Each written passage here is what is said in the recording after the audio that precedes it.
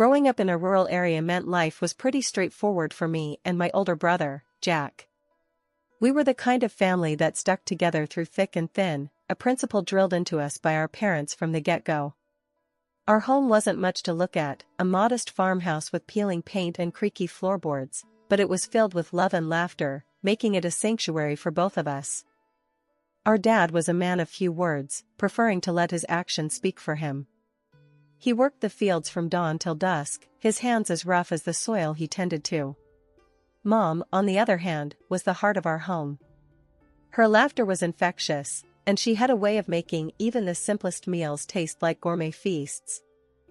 Jack was always the competitive one, always aiming to be first, whether it was reaching the dinner table or finishing chores.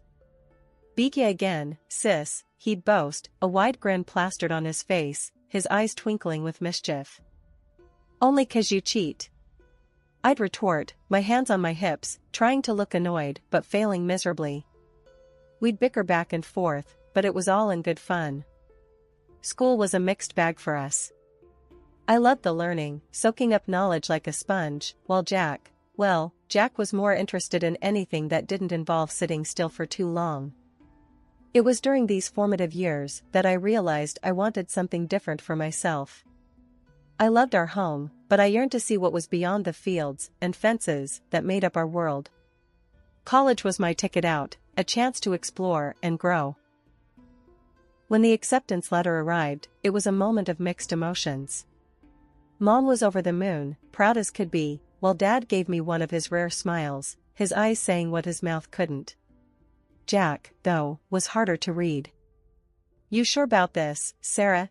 he asked one evening as we sat on the porch, watching the sun dip below the horizon. His voice was gruff, the words heavy with unspoken concern. "Yeah, I am," I replied, my voice steady but my heart racing. I need to see what's out there, you know?" Jack nodded, the silence stretching between us.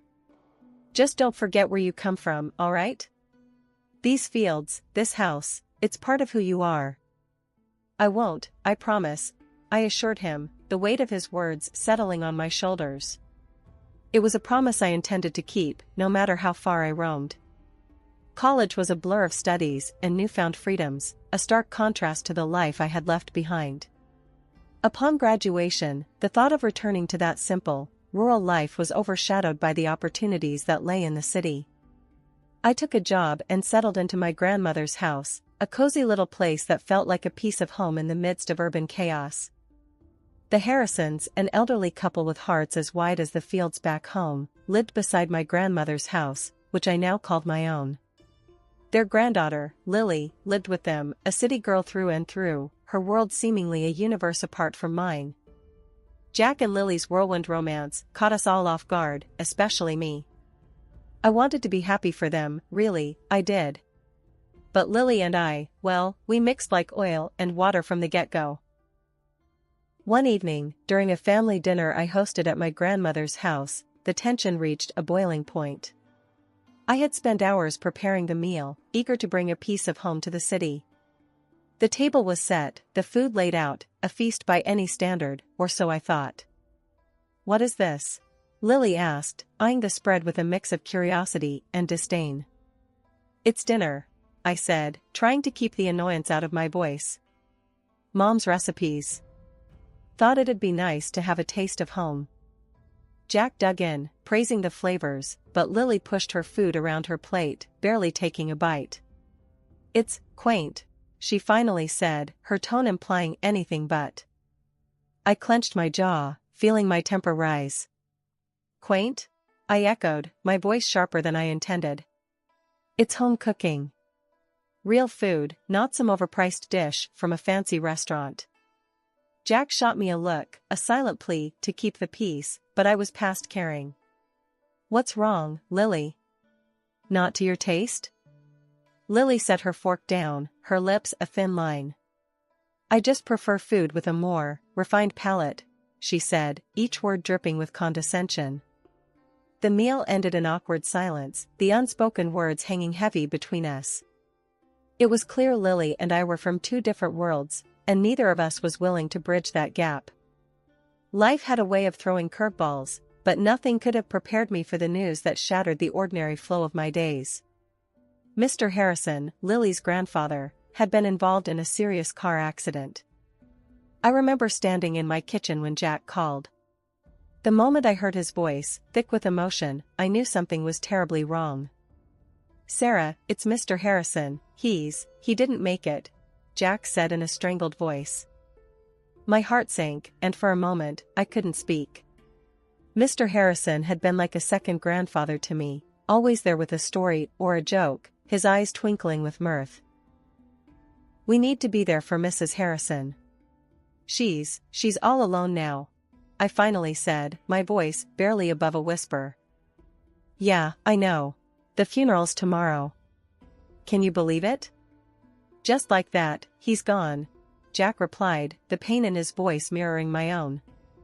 The day of the funeral was a blur, a procession of faces and condolences that seemed to blend together in a haze of grief. The Harrisons' home, usually a beacon of warmth and laughter, felt cold and empty, the air heavy with loss. Mrs. Harrison, the rock of her family, looked small and fragile, her eyes lost in sorrow. But what struck me was the undercurrent of conversation that had nothing to do with mourning or loss. "I heard he left everything to her," whispered one distant relative to another, not even bothering to lower their voice enough. "Yeah, but what's going to happen now? Who's going to take care of everything?" came the reply, laced with greed rather than concern. The audacity of such talk, at such a time, made my blood boil. Was there no respect for the man who had just passed? For the woman who had lost her partner of so many years? It was then that Lily found me, her expression one of irritation rather than sorrow. "Sarah, what are you even doing here? You're not family. Maybe it's time you left," she said, her words sharp and unwelcome. I looked at her, incredulous. "I'm here to support Mrs. Harrison, just like everyone else. Or at least, that's what I thought we were all here for," I shot back, my patience wearing thin. Lily scoffed, rolling her eyes. "Please, like you being here makes any difference. Just go home, Sarah." With a heavy heart, I decided to leave, not wanting to cause a scene. But as I walked away, the snippets of conversation about assets and inheritance continued to echo in my ears, a stark reminder of the greed that often lurked just beneath the surface of familial bonds. The day after the funeral, my phone rang, slicing through the silence of my home. The screen displayed Mrs. Harrison's number, and I answered immediately, my voice thick with concern. "Sarah, dear, could you come over? I need to talk to someone." Mrs. Harrison's voice trembled through the line, her usual strength buried under layers of grief and fatigue. "Of course, Mrs. Harrison. I'll be right there," I replied, my heart aching for the woman who had suddenly found herself alone in the world. Arriving at her doorstep, I was greeted by a sight that tugged at my heartstrings. Mrs. Harrison stood there, a shadow of her former self, her eyes brimming with unshed tears. Without a word, she ushered me inside, into the living room where so many of our neighborhood's memories had been made. "Thank you for coming, Sarah. It seems you're one of the few who truly cares," she began, her voice laced with a sorrow that resonated deep within me. "It's what neighbors are for, Mrs. Harrison. How are you holding up?" I asked, though the question felt inadequate against the magnitude of her loss. She sighed, a long, weary exhalation that seemed to carry the weight of the world. "As well as can be expected, I suppose. But it's not just the loneliness, Sarah. It's everything else. The vulture circling, if you know what I mean." I nodded, understanding all too well the ugly side of human nature that tragedy often revealed. "I've heard some talk," I admitted, my tone grim. "People can be so cruel, greedy? Yes, they can. And they are," Mrs. Harrison cut in, her words sharp with a bitterness that surprised me. "But that's not why I asked you here." She paused, gathering her thoughts, and when she continued, her voice was steadier, imbued with a resolve that belied her frail appearance. "My husband left everything to me, Sarah. The house, the savings, everything. And now, everyone's got their eyes on what they think they're owed. I reached out, placing a comforting hand over hers. But you're right, Mrs. Harrison. He wanted you to have it. Yes, he did. And I intend to honor his wishes. But, Sarah, there's something else. She hesitated, her gaze locking with mine, a silent plea for understanding. I need someone I can trust, someone outside this madness. And I think that's you. Before I could respond, the sound of the front door slamming echoed through the house, and footsteps approached. Lily appeared in the doorway, her eyes narrowing as they landed on me. "What are you doing here?" she demanded, her tone as cold as ice. "I was just checking on Mrs. Harrison," I replied, my patience wearing thin at her constant hostility. Lily scoffed, dismissing my words with a wave of her hand. "Well, you've checked. Now leave. We have family matters to discuss." Mrs. Harrison stood up, her stature small, but her presence commanding. "Lily, Sarah is here because I invited her. She's been more of a family to me lately than my own blood." The tension in the room was palpable, a standoff between the grieving widow and the entitled granddaughter-in-law. But before the situation could escalate further, I decided to take the high road. "I'll go, Mrs. Harrison. But please, call me if you need anything at all," I said, offering her a reassuring smile. In the 6 months following the uncomfortable confrontation at Mrs. Harrison's, my life seemed to drift back into a semblance of normalcy, at least on the surface. The once frequent visits to Mrs. Harrison's home ceased almost entirely. Whenever I tried calling her, I was met with the cold, impersonal tone of a disconnected line. Jack and Lily, meanwhile, became distant figures, their lives seemingly moving on without a backward glance towards me. Jack even went as far as to tell me not to call him anymore, a request that stung more than I cared to admit. One evening, I saw Mrs. Harrison and Lily near my house. The sight of Mrs. Harrison shocked me. The vibrant, spirited woman I remembered had been replaced by someone much frilier, her face drawn and pale, her body seemingly weighed down by more than just age. "Mrs. Harrison, what happened? Are you all right?" I asked, my concern mounting at the sight of her. Lily, ever the gatekeeper, was quick to answer. "We're making some repairs at the house.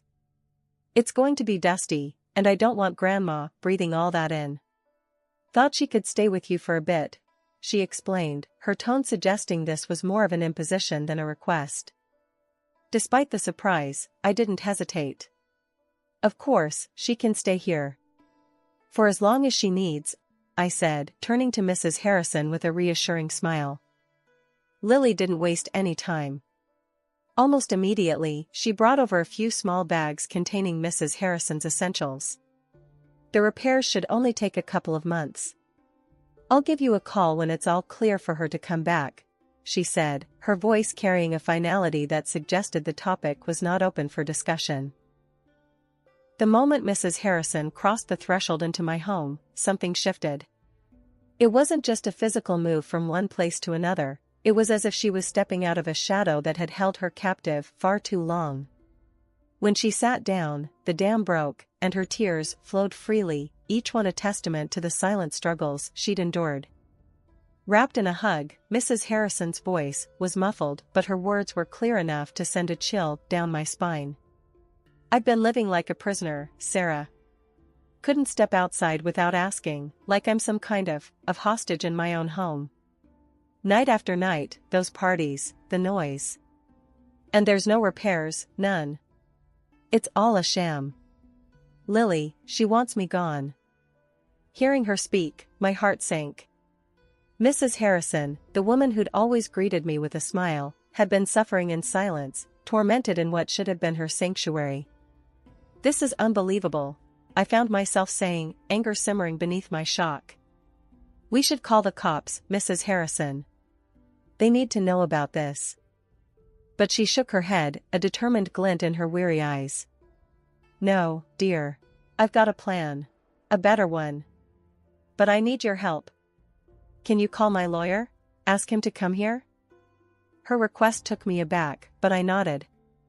Of course, I'll call him first thing. As promised, I reached out to her lawyer, a man Mrs. Harrison had trusted for years. When he arrived, I offered them privacy, stepping away as they delved into discussions I wasn't privy to. Their murmured conversation, though inaudible, was a clear sign of the wheels of justice beginning to turn. Months had passed since Mrs. Harrison moved into my home, and the so-called repairs on her house showed no signs of progress. The silence on Lily's end was deafening, and my patience was wearing thin. Mrs. Harrison, for all her gratitude for my shelter, carried a sadness in her eyes that spoke volumes of the situation's toll on her. One evening, as Mrs. Harrison and I sat in the living room, a rare moment of peace enveloping us, I decided it was time to address the elephant in the room.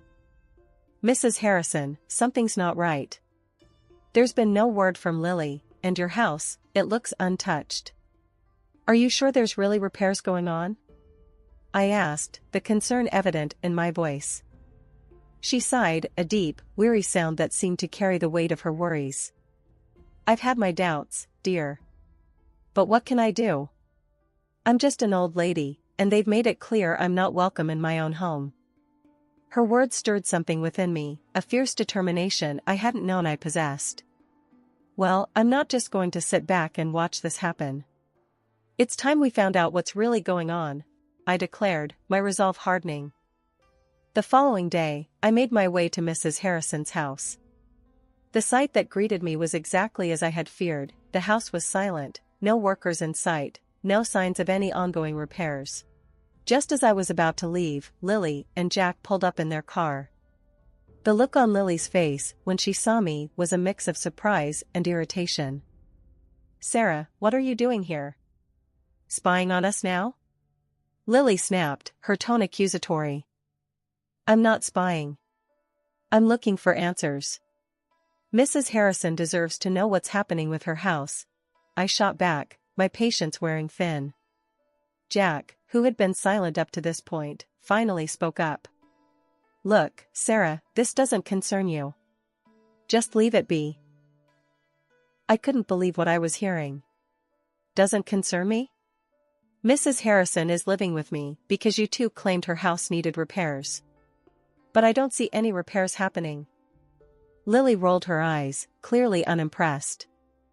Well, plans change. We've decided to do the repairs later.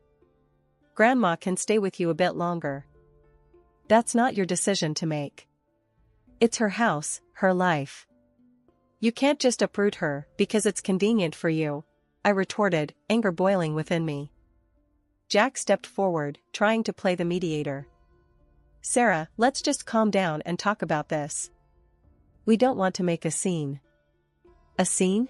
You're the ones making a scene of her life. I won't stand by and watch you treat Mrs. Harrison like this, I declared, standing my ground.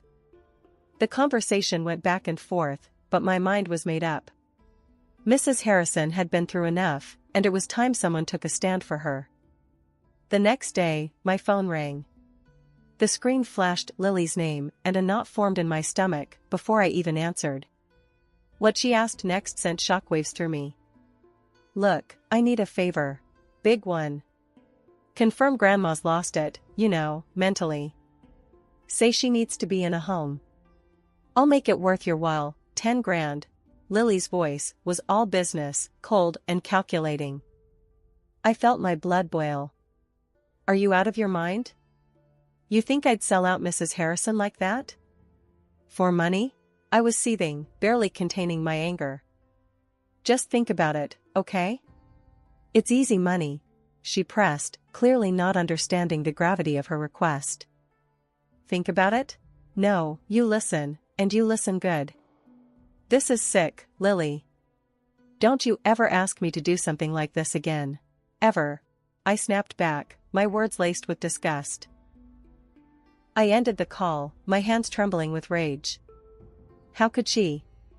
How could anyone be so heartless? When I told Mrs. Harrison about the call, I expected anger, maybe shock. But she just nodded, her expression resigned. I'm not surprised, dear. It's been clear to me for a while now, they see me as nothing more than an inconvenience. an obstacle to their greed. Her calmness in the face of such betrayal was both heartbreaking and infuriating. "They don't deserve you, Mrs. Harrison." "Not a bit," I said, my voice thick with emotion. "It's all right, Sarah. I've made my peace with it.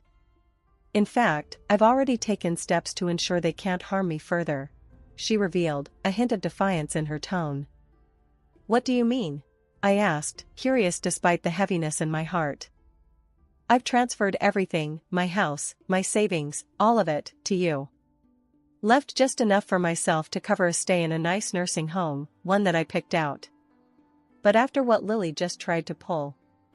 Maybe I rushed that decision," she explained, her eyes searching mine for understanding. I was floored. "Mrs. Harrison, why me? You barely know me." "Because you showed me kindness when they showed me greed. You offered me a home when they tried to take mine away. You're my family now, Sarah, in every way that matters," she said, her voice steady and sincere. The weight of her words, of her trust, was overwhelming. "You don't have to go to any home, not if you don't want to. Stay here, with me. We'll figure this out together," I offered, more determined than ever to protect her. Mrs. Harrison smiled, a genuine smile that reached her eyes. "I'd like that very much, dear. Thank you." The day Mrs. Harrison asked me to gather all her relatives at the lawyer's office, I knew we were on the cusp of a seismic shift. I sent out the invitations, including to my brother, Jack, and his wife, Lily, whose actions had precipitated this whole affair. As we entered the lawyer's office on the day, the air was thick with tension, the kind you could cut with a knife. Mrs. Harrison, frail but fierce in her determination, held on to my arm, drawing strength from my presence. Once everyone was seated, the lawyer began, but it was Mrs. Harrison who took control of the room. "I brought you all here to announce my decision," she started, her voice stronger than I'd heard in months. "Over the past few years, I've seen true colors shown, care withheld, and greed run rampant in this family." There was an audible shift in the room, discomfort and denial mingling in the charged atmosphere. "I have decided to disinherit my daughter, my son, and my grandchildren," she continued, each word deliberate, her gaze unwavering. "The only person who has shown me kindness and decency is Sarah. She's my heir." Jack and Lily's faces turned a shade of red I hadn't seen before, their outrage palpable. Murmurs of disbelief and anger bubbled up among the relatives, but Mrs. Harrison wasn't finished. "Furthermore, I demand financial compensation from Lily and Jack for the distress they've caused me and for them to vacate my house immediately," she added, the lawyer nodding in agreement beside her. "You can't do this to us. Your family." Lily shrieked, her voice shrill with desperation. "Family?" Mrs. Harrison echoed, a bitter laugh escaping her lips. "This is what family does? No. Sarah has shown me more compassion and respect than any of you."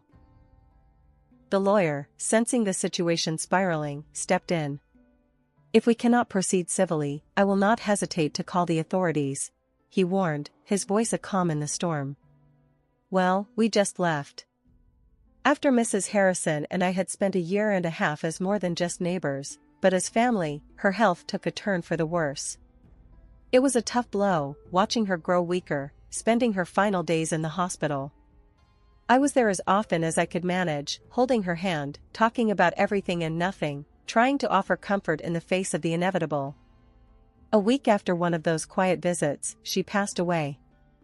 I took it upon myself to arrange a proper send-off for her.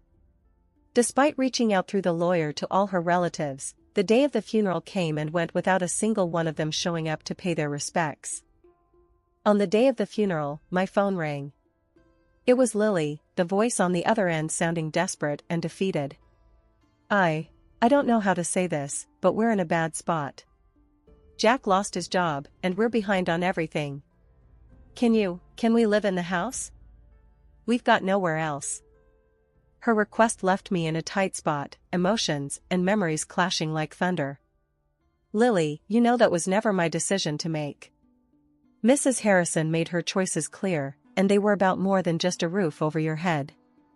It was about respect, love, something you all seem to forget. But we're family, she protested weakly, the argument sounding hollow even to her ears. Family? I echoed, the word bitter on my tongue. Family doesn't do what you did. She needed you, and you turned your back. You made your choice, Lily. Now, you have to live with it. Ending the call, I felt a mix of anger and sorrow. It wasn't just about the house or the money, it was about the values Mrs. Harrison stood for, the lessons she taught me about kindness, integrity, and standing up for what's right. All right, everyone's presentations are done, Nick, the manager, said as he tried to move the discussion forward. Excuse me, I haven't. I recently found out something. Nick interrupted me and began to speak. There's apparently someone in this department who didn't graduate high school and is just a part-timer. Meetings should be for employees only. Absolutely right. His lackey, Mike, of course, agreed with Nick. I'm leaving. After leaving the meeting room, I started to shut down my computer. I noticed that an email had arrived, not in my personal inbox, but in the company's shared email. Thinking, there's no point in speaking up, no one will listen, I went home quietly. The next day, I heard a commotion from Nick's desk. He was staring at his computer screen, his face pale. Nick? Is something wrong? Mike looked at the screen with him. And he turned even paler than Nick. Why is he so angry? Knowing the reason for Mike's distress, I thought to myself, serves them right. My name is Adam. My mother passed away when I was in the 9th grade, and I was raised by my father. Well, you could hardly call it being raised. After my mother passed, my father changed. He drowned his sorrows in alcohol, and though he still went to work, he squandered our living expenses on horse racing. Because of that, I had to start working part-time as soon as I entered high school. Every month, I went to the convenience store with bills in hand that couldn't be auto-deducted from my father's account. Even though I endured it because I didn't want to be alone, I reached my limit in my 2nd year of high school and dropped out. I found a live-in job at a distant inn. Thank you for everything. The day I left home, my father, still staring at the TV, spoke. Take care. That was our last conversation. Back then, 18 wasn't the age of majority, so I needed my father's permission to work, and I couldn't hide my place of employment. Yet, my father never visited me even once. I kept working just to survive, and before I knew it, I was 42. Years of hard work paid off, and I was transferred to the headquarters. I was thrilled to be recognized by the company, as I thought I'd be working in the field until retirement due to my lack of formal education. Listen up. Our work can change the future of our employees. Don't drag us down. On my first day after the transfer, Nick, dressed in an expensive suit, spoke sternly.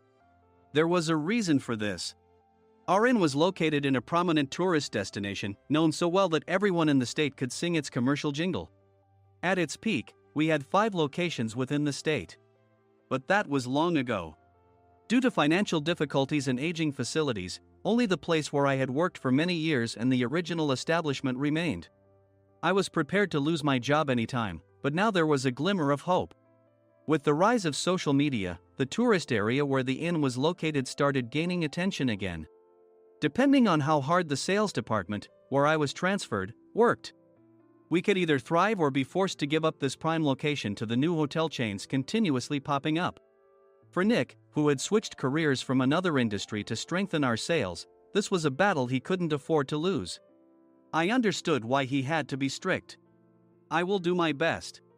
Nick sneered at my enthusiastic declaration. Did you not hear what I said? I'm sorry. I thought I was listening carefully. Out of habit from years of customer service, I apologized reflexively, though I had no idea what had offended him. Someone was watching me with a smirk. In this department, there are those who are expected to excel and those who have been shoved here because they have nowhere else to go. You are the latter. It was Mike, the section chief. He's 7 years younger, at 35. But he was called to headquarters much earlier than I was and had been moving around within the headquarters ever since. I'm not jealous, but I can't accept that he's my boss. Graduating from a prestigious university, he has an unusually high pride and caused many problems as a newbie. making things very difficult for me when I was the front desk leader. When I found out Mike was transferred to the sales department a month before me, I was disheartened. Mike is right. With just a middle school diploma, there's not much you can do. Don't even think about achieving results. As if I didn't exist, Nick remarked, "I'm thirsty." Mike eagerly ran to the coffee maker. It seems Mike is Nick's lackey. I regretted being happy about my transfer to headquarters, wishing I had stayed on site forever. Send a direct mail to every company on this list by the end of the day. Nick only assigned me tasks that even a new graduate could handle. What? There are over 1,000 companies. You want me to send to all of them by today? Yes, if you and your fellow misfits split the work, even those with nowhere else to go should finish by today. I glanced at the employees typing away expressionlessly. They were worn out from customer service, only thinking about leaving on time, or were women reassigned after having children. With zero motivation for work. Even Sam, a new graduate from the same university as Mike, who was supposed to be among the expected achievers, had no enthusiasm for the job. Having joined the company wanting to do customer service. "I don't care what they say, I plan to quit any time," he said. Only Nick and Mike were highly motivated, making all the decisions between the two of them. I originally only wanted to work at the inn to survive and had no particular attachment to this job. I swallowed my words, thinking I had no right to reprimand them. About a month after the transfer, Nick told us with a frustrated look.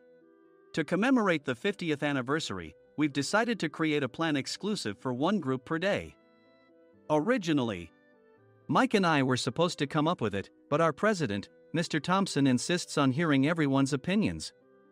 "So, you all get a chance." As Nick explained, Mike began handing out prints. "Make sure not to embarrass Nick. If your ideas are half-baked, you'll have to redo them." It seemed that they had printed his handwritten notes by Mr. Thompson, which included several questions and a section for free responses. It made sense why Nick had to seek our input, given that all responses had to be submitted to Mr. Thompson. We were given a week to think about it, and a meeting was scheduled to compile our ideas. My plan is to let guests enjoy both the old and modern America. Nick began the presentations. Guests would watch a master confectioner at a nearby traditional sweet shop make sweets in front of them. The welcome drink would be premium tea in a bottle. Nick's plan was certainly attractive. After his presentation, Nick called on us to present in the order we were seated. Just as I stood up for my turn. "All right, everyone's presentations are done." "Excuse me, I haven't. I recently found out something." Nick interrupted me. "There's someone in this department who didn't graduate high school and is just a part-timer." He was likely talking about me. I joined the company as a part-timer and was made a full-time employee when I turned 20. That was 20 years ago, so Nick and Mike probably had no chance to know until recently. Meetings should be for employees only. Absolutely right.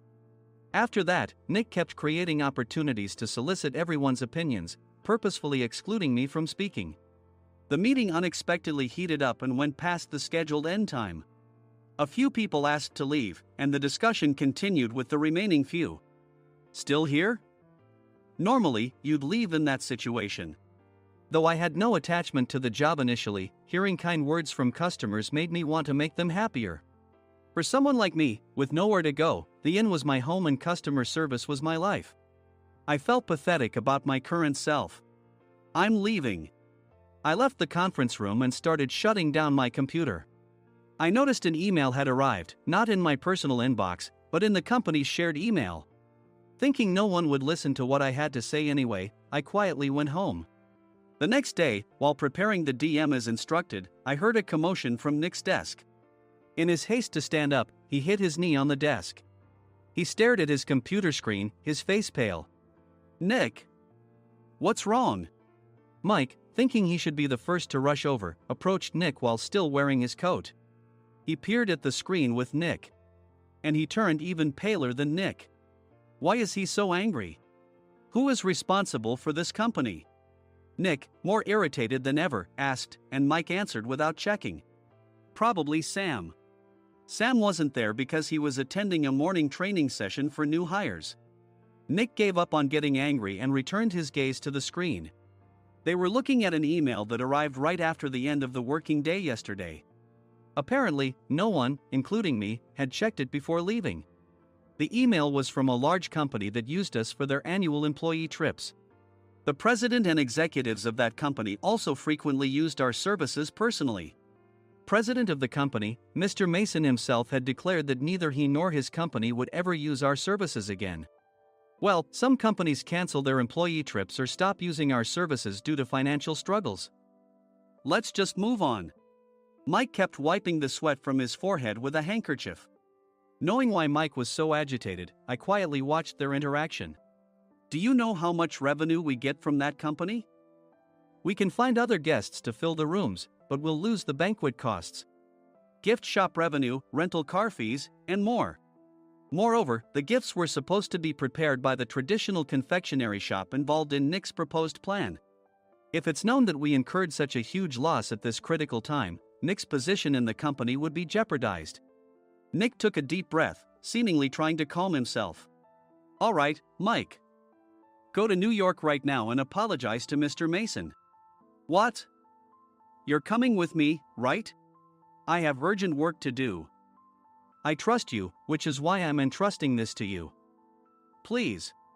Mike, believing Nick's sincerity, agreed with a determined look on his face, saying, yes. That's Nick for you. Even if Mike went to apologize, Nick would shift all the blame onto him if the client didn't change their mind. Well, it was Mike's fault to begin with, so it served him right. About 3 hours later, Sam answered a call from somewhere and repeatedly apologized, saying, I'm very sorry. Everyone watched to see what was happening. After ending the call, he informed Nick with a weary tone. When Mike arrived at the client's company, he only made things worse, further infuriating Mr. Mason. He was demanding, get his boss here immediately. It was no wonder Sam was exhausted, dealing with such a call right after returning from training. What is that idiot doing?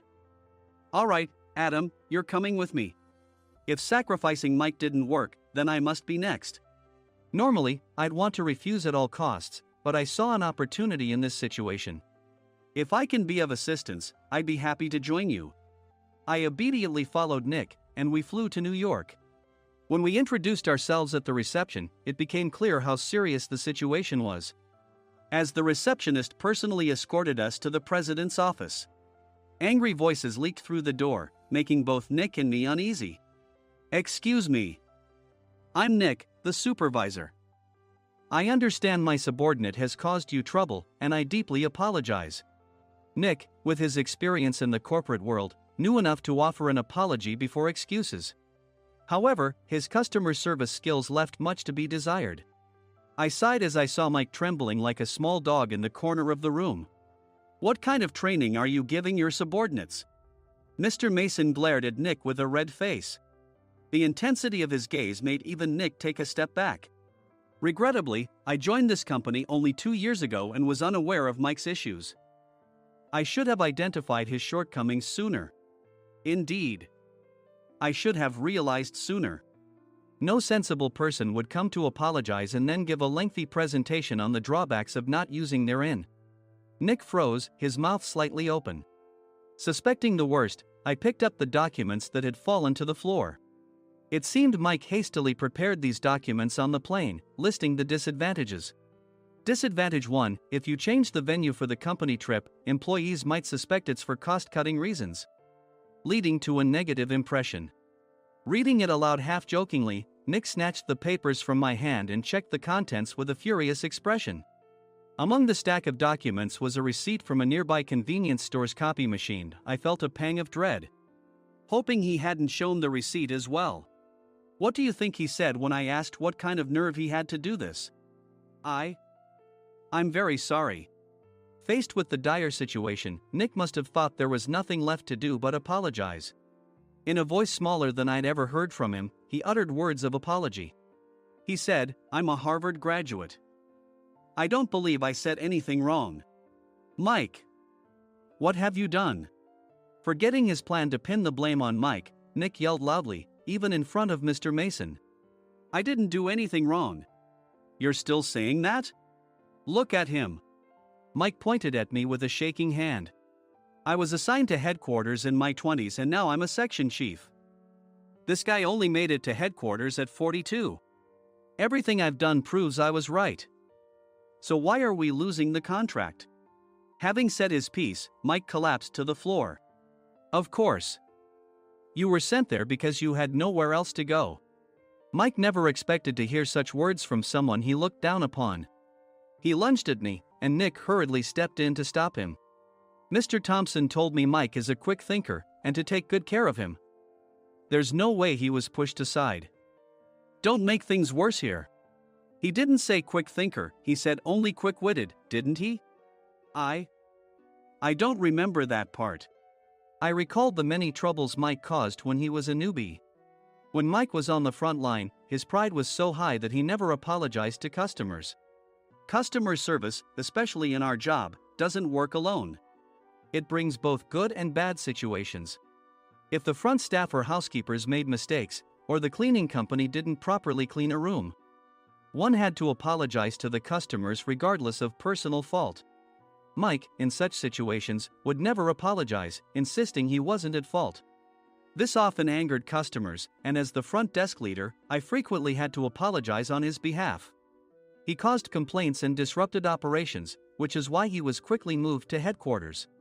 In departments where he didn't interact directly with customers, his quick thinking was beneficial and things went well. But it seemed his flaws were starting to show. Corporate reservations are supposed to be entered into the system by the sales representative. But a quick check yesterday revealed that more than 10 items were missing from the client's reservation. The handover document clearly stated what needed to be prepared. Why didn't you enter it into the system? Why do we have to give them special treatment? Filling rooms near the banquet hall, setting up all the food in advance. Specifying the brand of wine, they're too demanding. No wonder he always angered customers, I thought, feeling a headache coming on. Grouping them in rooms near the banquet hall is for our benefit too. It makes it easier for the staff to set up beds and serve breakfast since everyone's schedule is synchronized. As for the other requests, Mr. Mason suggested them to lighten our load. I didn't know that. Nick finally seemed to realize that Mike was the one who had angered the client. What did you say to them? I just told them we wouldn't give them special treatment anymore. We shouldn't waste effort on things that don't bring in money. I was utterly exasperated at his lack of understanding of customer service. Of course, we shouldn't comply with unreasonable demands. But carrying over successful practices from past stays makes customers feel remembered and enhances their experience. Good memories encourage repeat visits. That's part of our job. I looked down at Mike, who was sitting on the floor. In our job, nothing is a waste. Mr. Thompson likely moved you to the sales department, hoping you'd finally understand this. How do you think he feels now that you failed to meet his expectations? Mike, tears in his eyes, fled the president's office. I was amazed he still hadn't apologized. You have it tough, Adam. It's okay, we're all employees of the same company. I deeply apologize for this disrespectful incident. Especially after all the care you've shown us. If it weren't for you, Adam, I really would have stopped staying here. When I heard you were moving to the sales department, I was willing to reconsider if you handled it. Seeing us talk so amicably, Nick's face contorted. Do you two know each other? Adam's service is excellent. I always requested him specifically. Normally, we don't accept specific staff requests, but we made an exception for Mr. Mason, adjusting my shifts accordingly. He had personally stayed at our hotel just before my transfer, and during casual conversation, I mentioned, I'm moving to the sales department soon. If I hadn't told him then, things could have been much worse.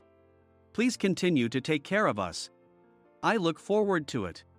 On the return flight, Nick awkwardly offered me a can of beer. It's still working hours. Of course, I had no intention of forgiving him for a single beer.